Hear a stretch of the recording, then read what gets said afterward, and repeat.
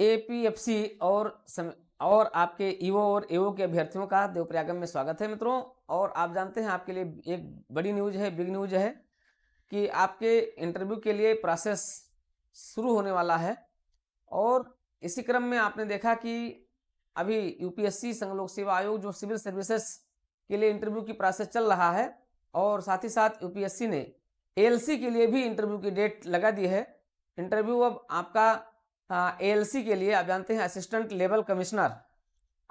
Labour commissioner जो 2023 की जो परीक्षा हो चुकी थी, जिसका रिटर्न का जो है रिजल्ट भी आ चुका था और उसका डेफ भरा जा रहा था, भर गया था। और अब उसका जो है उसकी चेकिंग हो गई, उसकी स्क्रूटनी हो गई। स्क्रूटनी होने के बाद इंटरव्यू की डेट भी घोषित कर दी गई मार्च महीने में।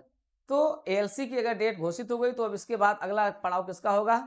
आप जानते हैं यूपीएससी ने डिसाइड किया है कि अगला पड़ाव होगा आपका एपीएफसी का, क्योंकि यूपीएससी पर दबाव है कि वो तत्काल आपका इंटरव्यू को करा करके और रिक्रूटमेंट प्रक्रिया को पूरी करे। और अब अगले पड़ाव के लिए आपको बिल्कुल अब तैयार हो जाना है। यद्यपि इसी बीच आपकी कुछ परीक्षाएं भी हैं, लेकिन उन परीक्षाओं को ध्यान में रखते हुए और जैसे यूपीपीसीएस आज की जो परीक्षा है उसको ध्यान में रखते हुए आपको अब अपने इंटरव्यू के लिए पूरी तरीके से लग जाना है।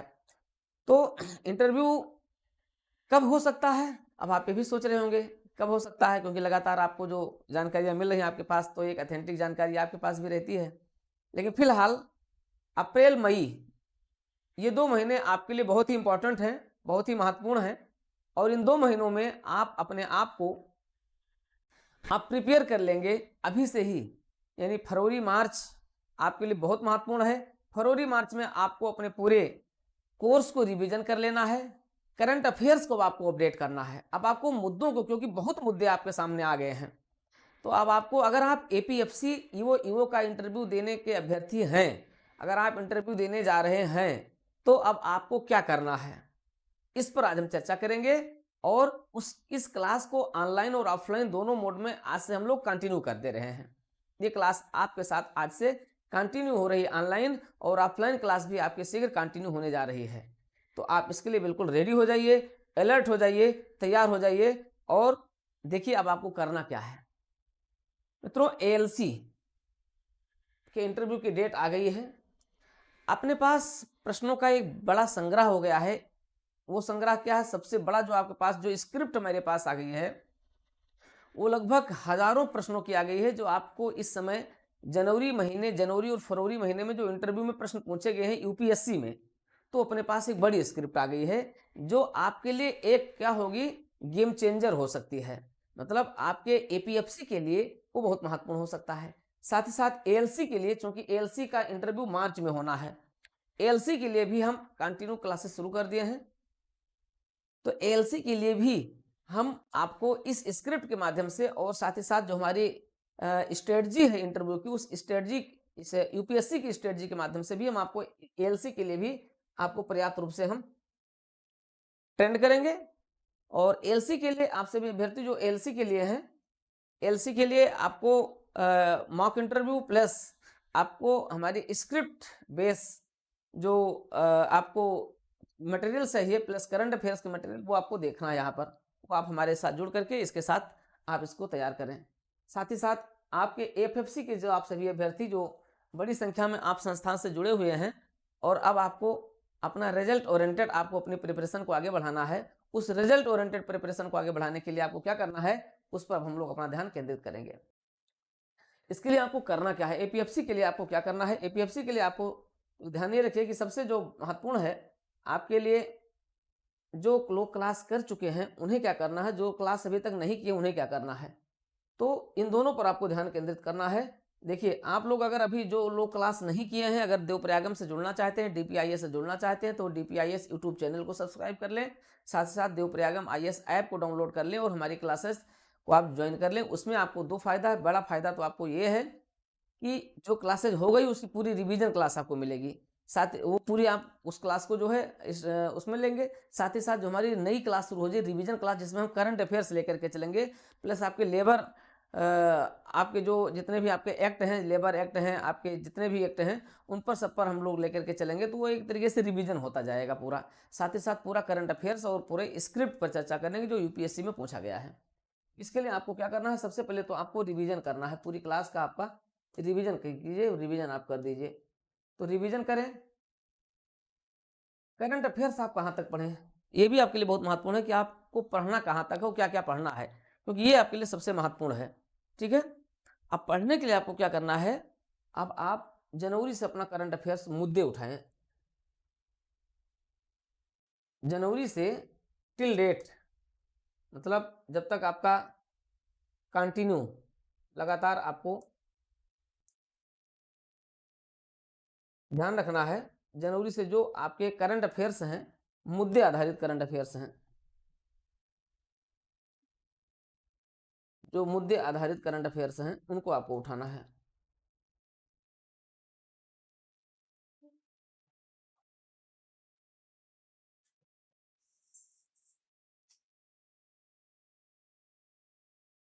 ठीक है, मुद्दे आधारित जो आपके करंट अफेयर्स इनको आपको लेकर के चलना है। मुद्दे आधारित करंट अफेयर्स का मतलब है, जैसे पहला मुद्दा आपका बनता है, जैसे इसमें किसान आंदोलन चल रहा है। अब किसान आंदोलन को हम दो फेज में बांट करके चले, किसान आंदोलन फेज 1, किसान आंदोलन फेज 2। ठीक है, अब ये किसान आंदोलन फेज 1 क्या है, फेज 2 क्या है, कि इसमें क्या क्या रहे। किसान आंदोलन, किसान जो आपका कृषि बिल आया था वो क्या था, पुराना कृषि बिल जो सरकार ने वापस कर लिया है, नई मांगे क्या है, इन पर सब पर बड़े अच्छे प्रश्न बन सकते हैं। इस पर हम लगातार जो चर्चा कर रहे हैं, इसमें यूपीएससी में भी इस पर प्रश्न पूछा जा रहा है, यूपीएससी का जो इसमें इंटरव्यू चल रहा है उसमें कई दिन यहाँ पर प्रश्न पूछे गए हैं, तो वहाँ पर भी आप देखेंगे आपको बहुत अच्छा यहाँ पर स्क्रिप्ट आपको मिलेगा। ठीक है, ये आपको महत्वपूर्ण मुद्दा होगा, किसान मुद्दा हो गया।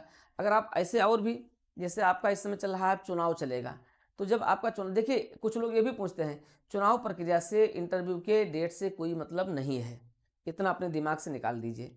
बहुत लोग ये कह रहे हैं कि सर उस समय तो चुनाव चल रहा होगा, चुनाव से और इंटरव्यू से कोई मतलब नहीं है, क्योंकि वो प्रक्रिया वो चलती रहेगी, कभी भी परीक्षा ना तो रुकती है ना आपका वो रखता। तो आपका यूपीएससी चूंकि इंटरव्यू लेना है, आपको सीधे धौलपुर हाउस प्रवेश करना है, धौलपुर हाउस में प्रवेश करेंगे, उससे चुनाव से कोई मतलब नहीं है, इसलिए दिमाग से निकाल दीजिए। बहुत लोग तो निश्चिंत है, अप्रैल मई में तो भी चुनाव होना है, अभी कहाँ इंटरव्यू की डेट आ जाएगी।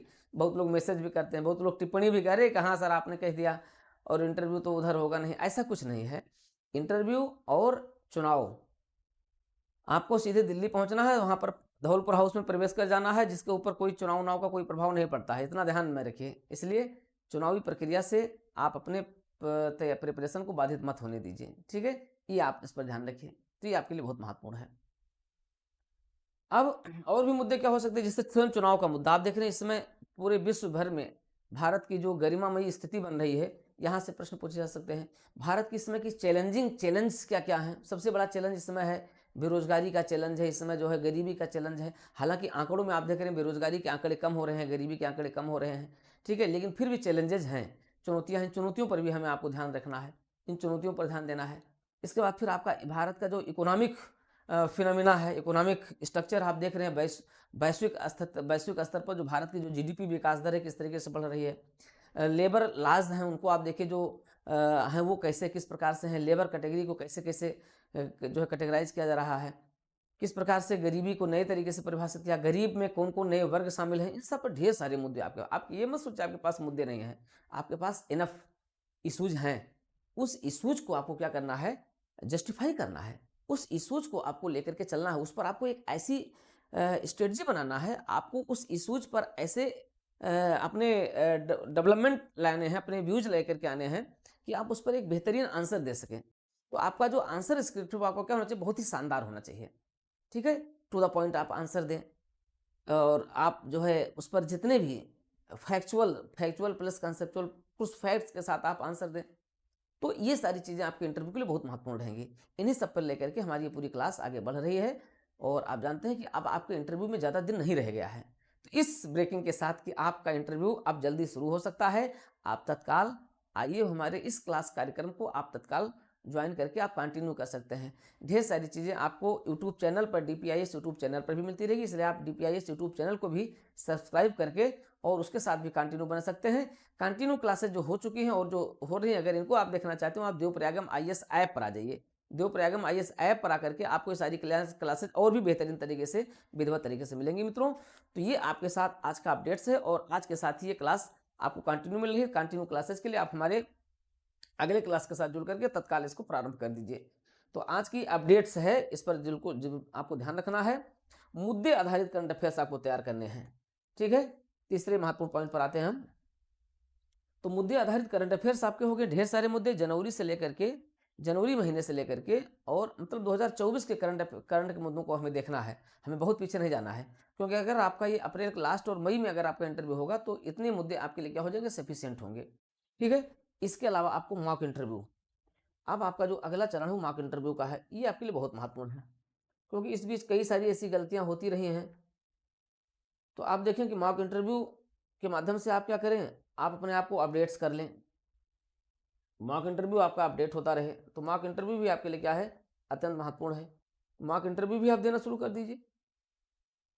और ये मॉक इंटरव्यू आप ऑफलाइन ऑनलाइन दोनों दे सकते हैं हमारे, आप ऑफलाइन के माध्यम से भी आप इसको दे सकते हैं और आप ऑनलाइन के माध्यम से भी दे सकते हैं। तो दोनों तरीके से आप इस इंटरव्यू को दे करके आप हमारे साथ जुड़े रह सकते हैं।